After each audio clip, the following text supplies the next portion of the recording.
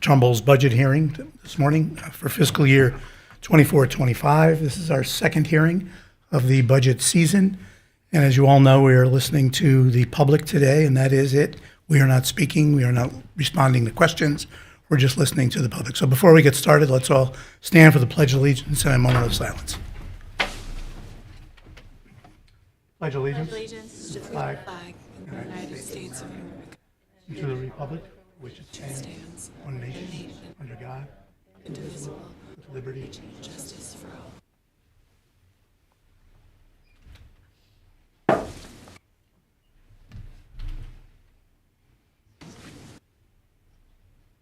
Thank you all. Phyllis, if you take attendance, please. Let's see, Paul Cusinelli, Here. Mr. Gallo, Here. Mr. DeGennaro. Here. Christina Laris, Here. Scott Seymour. Scott's here. I'm here. Yep. Okay, Rosemary Stephen. Mark Mascola. Laney McHugh. Here. And Mr. Isaac. I got a mister. I'm here. Okay, I have, let's see, Nicole Smith. Sorry, Phil Satin. She's here. And, Here. Mary Isaac is here. Kevin Shively. Here. I don't know anyone, I can't see anyone else, so I'll just read the names.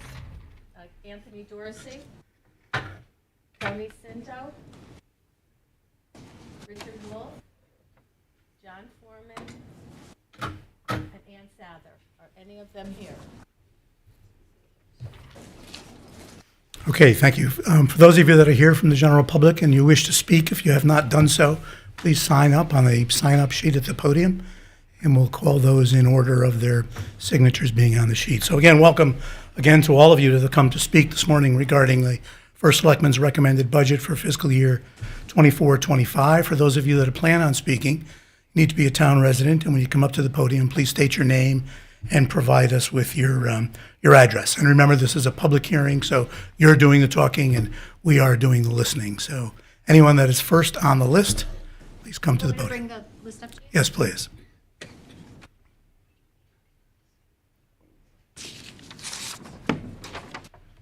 Try and keep your comments to 3 minutes, but if you wish to exceed 3 minutes, it looks like we're going to have some time this morning since there aren't that many people here, so we'll be lenient with the time. Emil Annunziato from Fernwood Road. Emilio Annunziato, 115. Yeah. Emilio Annunziato, 115 Fernwood Road. First off, I just want to say thank you guys for volunteering your time. I know it is really a thankless job, quite honestly, so I appreciate all the work you do. I'm here today to speak on behalf of the school budget. I'm also asking a few things today. One, hope everyone can put aside their political differences and just be about the budget, be about the town, the students, the kids, and the education system. But I also want to reach out to today here. I'm not going to ask you to increase the budget or decrease the budget. I'm hoping to keep the budget as it is. And I have a few reasons for that today. One, I've been a part of the Fathers Club for 12, 13 years, holding numerous positions at Jane Ryan. I've been a PTA member. I've been a lot with the Visions of Graduate program as we've rolled out here in the school. And I've seen a lot of things here in this town since I've been here for like 14, 15 years. I've seen not our budget grow, but at the same time, resources be cut. And one of the things that I arguably would say are attracted to this town and people are attracted here, it's the school systems.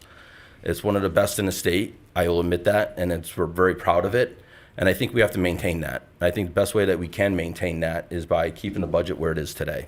Already, I've seen resource teachers be cut. I've seen specialists be cut and moved. I've seen young, great teachers come here, teach for a year, then we have to let them go. And I think in order to maintain one of the most attractive parts of our town is to also keep our budget where it is in place. Now, I'm also understand that this is a large part of our budget each and every year. I'm proud of it, and hopefully we could keep it. But also what I've seen is that year over year, we need to keep attracting people. We need to keep it growing. And one of the things I do know is that we spend on average about $17,000 per pupil. That sounds like a lot of money, but it's also on the lower average of the state too. We're spending a lot less than compared to other towns and cities. I know we have a lot more people. So I think just to keep that status quo, to keep our system going where it is today, I think it's critical that we don't increase it, we don't try to decrease it anymore, but hopefully just pass the budget we have in place, because that's our teachers, our students, Dr. Summel, I always feel every year they're doing a lot with less. And that shows how they're spending per average compared to our other peers in the state. So in order to keep that status quo, please, let's vote the budget that was passed in front of us, Dr. Summel today, and keep Trumbull being as great as it is. So again, thank you guys this morning. Have a great day. Thank you, Emil. Courtney?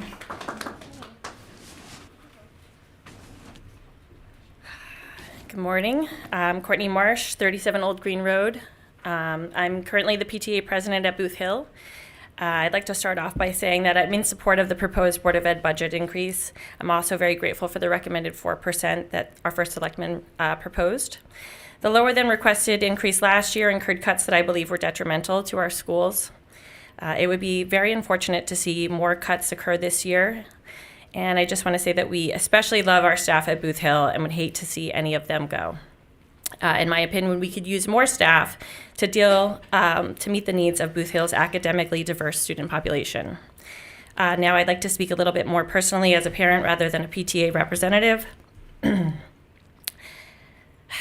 I'd like to say how devastating it was, to lose the TAG program last year due to the cuts. Okay. Sorry. It was disappointing. The program was disappointing, likely due to cuts in previous years as well. My oldest son was in TAG. Thank you. I wasn't going to do this. Sorry. He was in TAG for only the last year. And I remember sitting in the orientation thinking, yes, this is exactly what my son needs. As Dr. Iwanicki recently stated, TAG wasn't an academically accelerated program, but it helps students understand their own mentality and develop the leadership skills. It allowed them to realize it's okay to be wrong and think differently than their peers. It helped them to deal with their giftedness in the classroom.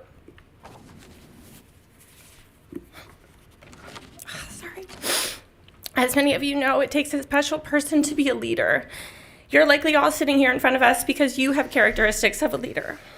Some of those characteristics can present themselves in misinterpreted ways when you don't understand how to harness or express them. Or when you don't understand yourself and you become overwhelmed and self-doubting. Right now I come to these meetings and I see a lot of leaders and strong personalities, and they know how to work together toward a common goal to do the best they can for a town that they love. And I'd hope that the leaders in this town can see the value in helping future generations by developing a more robust TAG program in the future. I know that my son will no longer benefit from TAG, but I'm lucky enough to be able to take time and deal with him and help him myself and guide him. I'm speaking for the students that aren't as lucky as my family. A future first selectman or a town councilman or a superintendent could be sitting in third grade right now, but they'll be getting discouraged because they see the answer in a different way and are unable to express their thinking so that others can open their minds and see the answer that way too. That's all. Thank you. Thank you, Courtney. And thank you for your service to Booth Hill School. Layla? Hello, I'm Layla Fayaz. I live at 6 Vintage Road. I am a mother of a kindergartner at Daniels Farm School, and I also sit on the Commission for Economic and Community Development here in Trumbull. And I am a new resident to Trumbull by 3.5 years. I moved from the city during the Great Migration of COVID. And the main reason I moved was because of the school system. We looked all over Connecticut, and I felt like this was a very welcoming, lovely town, and the schools were rated very high, and of course, it has a nicely diverse population compared to other towns in Fairfield County. I'm here because I support the budget. I am very grateful for First Selectman Tesoro's increase. I, for sure, with inflation, do not think that there should be any lowering of the budget or restriction of the budget. However, where the allocation of the funds are going is something that's of concern to me, especially when I hear from other parents and PTA members and that heartbreaking story about cuts for crucial programs that are going to help advance our kids and keep the test scores where they are, and also cuts to staff. Crucial staff. And I say that because there's a proposed late school start, in the budget again this year, and that is $500,000 out of our budget. So I don't believe that $500,000 spend is equal to the benefits that the kids would get from teachers that would be cut or programs that would be cut. So I think that that's something that we should really take into consideration. Personally, my daughter is in her class. They have a high capacity right now in her kindergarten class at Daniels Farm, as well as all the other classes in her grade. That's going to carry over to next year. So that's a concern of mine as well, the overcrowding. The other schools, the other elementary schools are not having that issue with her grade level. I understand it just, it's the year that we moved, and it just so happens that a lot of people in that age group are in Daniels Farm. But I think that that's something that needs to be taken into consideration, again, when we're talking about cuts to staffing. Class size is really important, and again, it should not be because there's $500,000 being put towards something that really isn't going to benefit the students as much as enrichment programs and one-to-one teacher interaction. So that's why I'm here. Thank you. Thank you, Leila. Before I introduce the next person on the list, I just wanted to say publicly that this is probably the 40th or 50th budget hearing in a row that Tony D'Aquila will testify. Tony, thank you for your active engagement in our community. Tony D'Aquila.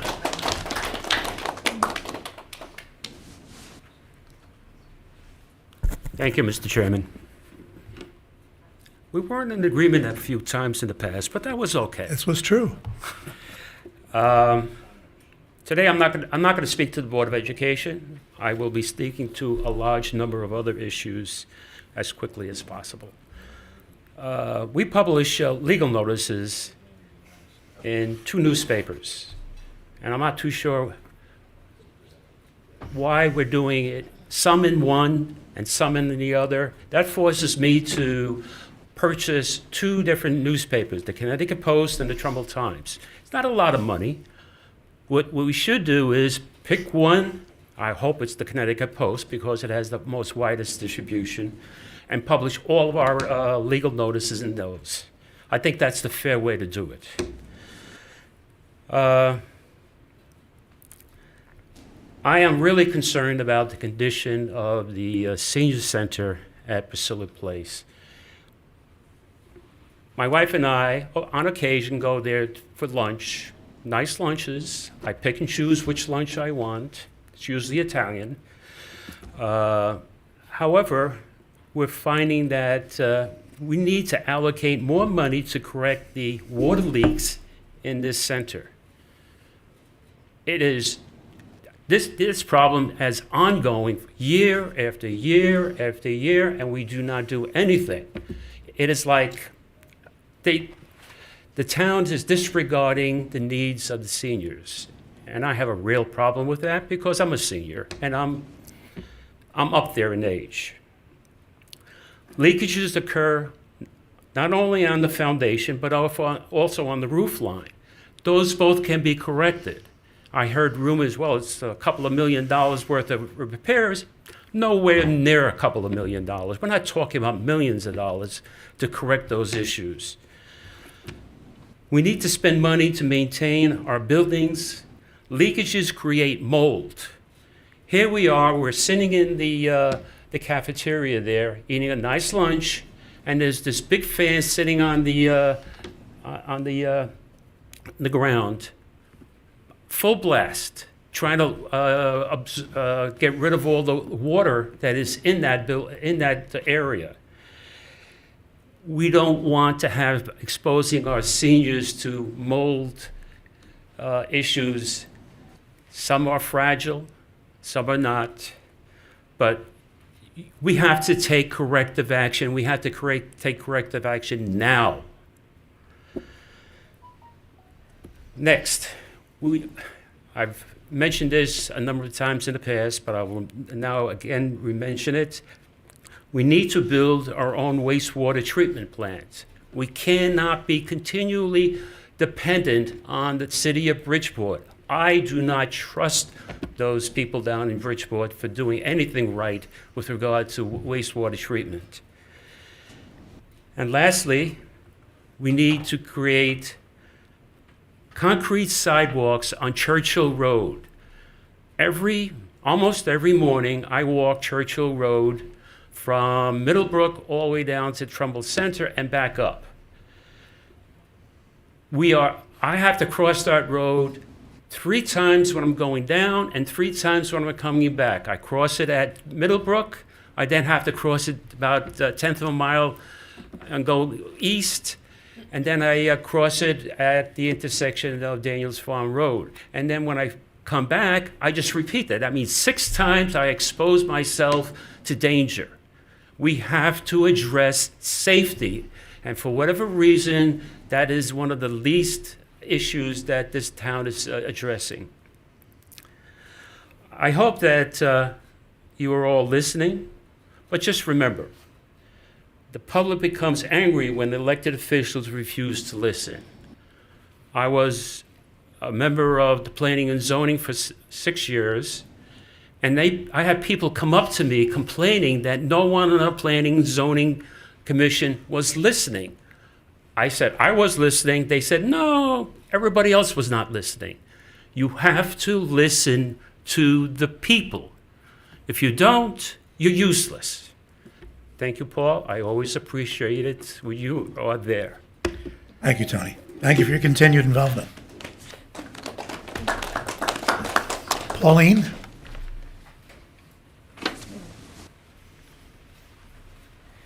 Good morning. My name's Pauline Sturla. I live at 7 Wolseley Avenue. And like Layla, my husband and I moved here for the schools. We are city kids. We moved in the summer of 2017.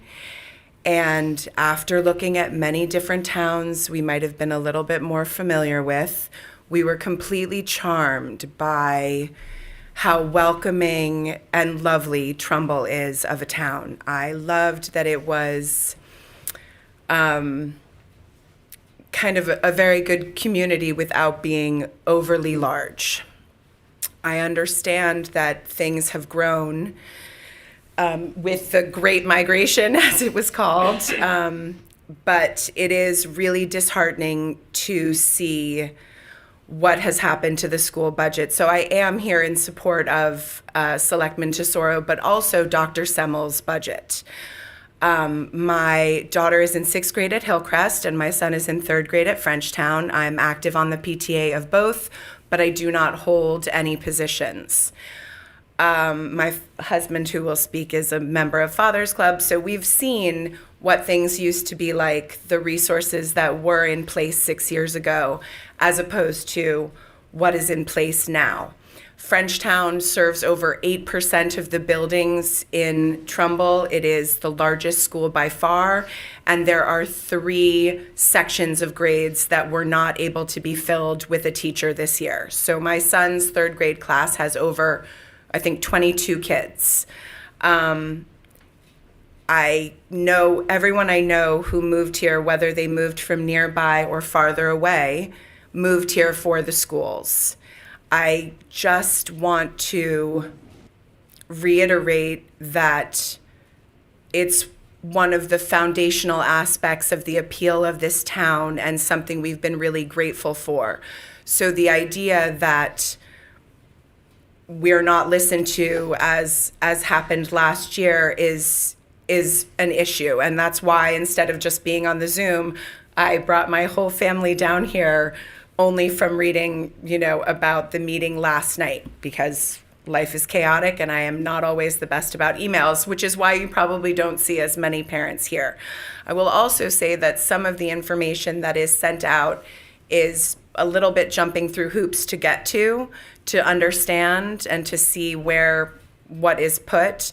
So that may also be a factor in how many parents you have involved. But I'm here to say that everyone I know moved here for the schools. Everyone is so grateful and thrilled, but it's been very sad to see how the ratings of the schools have gone down and how the money has been, the budgets have been cut in favor of other things that are maybe not as wholly important. I understand that it is a serious art balancing the needs of everyone in a town like this where the spread of demographic is pretty great. And I just want to be able to throw my voice in there because we've seen what good can happen at the schools, and we've also seen, some issues because of the budget cuts. And I hope that you consider giving the schools as much money as you possibly can this run around with the budget. So thank you very much. I appreciate your time. Thank you, Pauline. Miguel?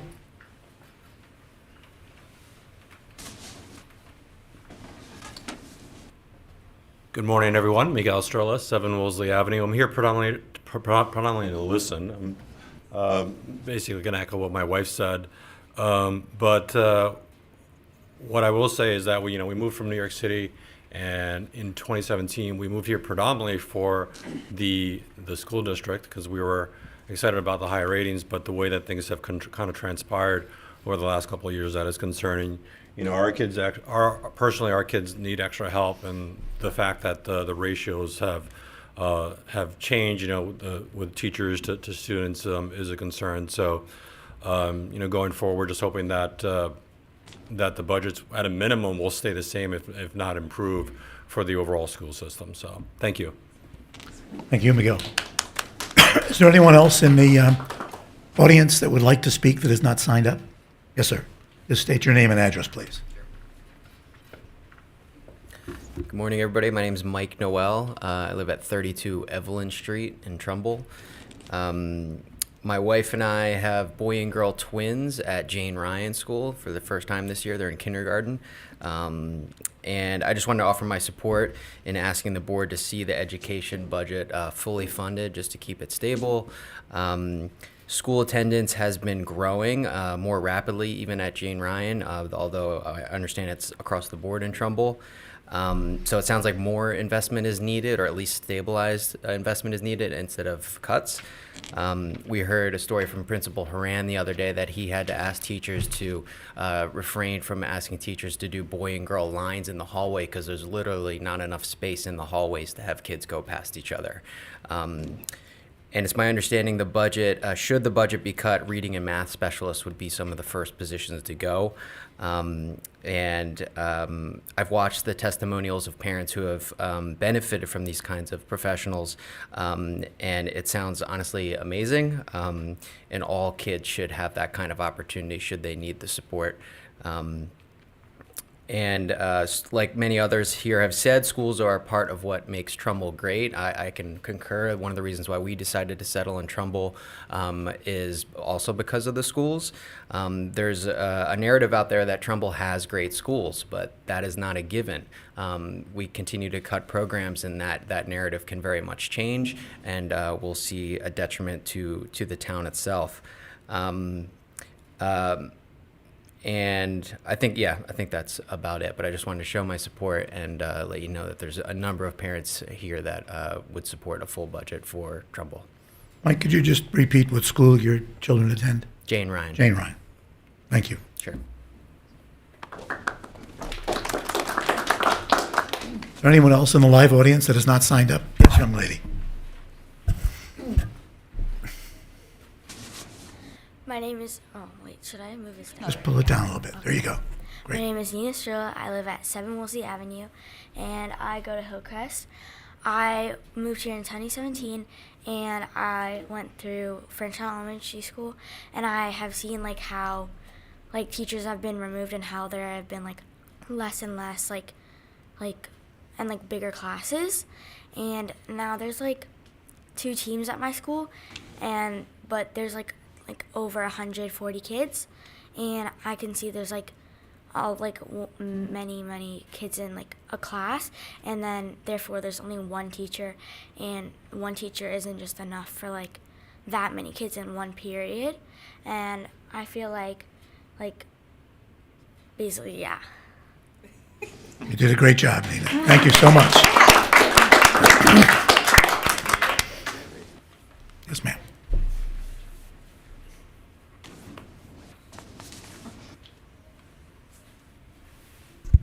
Hi, Erin Rooney, 8 Great Brook Road. I was inspired by Nina to speak. I was really just here to listen. But I'm a teacher at Hillcrest also, and so I want to support maybe my future student as well. I had 2 children go through Daniels Farm School. One is now at Hillcrest, and my daughter is at Trumbull High. Both of them benefited from many programs at Daniels Farm, from the TAG program, with my daughter and my son, with many of the specialists that are there. And I cannot thank the faculty and staff at Daniels Farm enough. His 6th grade year, he is an A+ student, reading on grade level, which I just would not have been possible without the resources at Daniels Farm that he had available to him at that time. Hillcrest and Trumbull High have been an amazing place for both of my students, my children, and I just, as a teacher in town, want to say that we continue to do more with less, and we will continue to do it because we love our students, but I have to say that it is becoming harder and harder as class sizes grow and our resources kind of dwindle. So thank you so much for everything you do. Thank you, Erin. Is there anyone else in the audience that would like to speak? Yes, sir. Good morning, Jonathan Disney, 43 Lafayette Drive. I am the president of the Trumbull PTA, but I come as a regular citizen today and speak on behalf of myself. It's great to see so many families here. I know it doesn't look like a lot, but it is hard for people to come up here and speak, and I commend your daughter for doing that. That is not easy. There are probably thousands of people in town who would choose not to do it, given the opportunity. So let's give her a round of applause first. And when I say it's not easy, I think we speak to everyone here, whether you're a parent or a child or a teacher or on the Board of Finance or the Town Council. I don't think today any of our jobs are easy. And these are not your jobs either. This is what you choose to do with your free time. Everything has changed over the past few years. As the time we get out of COVID, we have inflationary times, balancing the needs of students coming out of COVID and the needs of teachers. There's tremendous pressure in all communities. I think at some times we're almost overcritical of ourselves in Trumbull. We have a wonderful community. I know many of us have either had kids here in the school system or been kids ourselves, like Dave and myself. And a lot of people choose to live and teach in Trumbull, which I think we should take tremendous pride in. So when we talk about our budgets, I think that we're all trying to do is, as I've said, we're trying to do the best for Trumbull. I know how the process works. It's a very complicated process for anyone to follow in terms of how a budget works in any town, in any system. I'd love for the Board of Ed to have their fully funded budget. I understand at this point in the process is definitely not possible. First Selectman Tesoro, I think, did an amazing job finding a way to offer the school systems 4% this year. It's not as much as parents would like, as teachers would like, as other people in town would like. But I think given the circumstances, it's a phenomenal thing to do. And it sends a message. It sends a message that we're not just investing in our schools for this year or next year, but looking at things for the long term. You have a challenging opportunity ahead. I know that on a micro level, we all like to look at things and try to understand what is the best we can do, where can I have some influence. And sure, you could go in and reduce some number of the school budget to show that, yes, there are maybe some things that we don't like in the budget, things that could be better. When we send these messages, all we really do in the long run is hurt the children. There's no need to take away $50,000 or $100,000 because we don't like something, or maybe we like something a different way. And I understand that philosophy. We'd all like to work, and I think the best thing to do at this point is to work together to move the budget forward and start talking about how do we move forward Trumbull and the school system next year and the years beyond. So again, thank you for all your time. I hope that when we see the vote in the next couple days, it comes back to the full 4%. Thank you, Jonathan. Again, is there anyone else in the live audience that would like to speak that has not done so? Bill Chin, I don't see anyone remotely that is, I'm sorry, I see two. If there's any member of the public that would like to speak, please indicate by pressing the raise hand button at the bottom of your screen.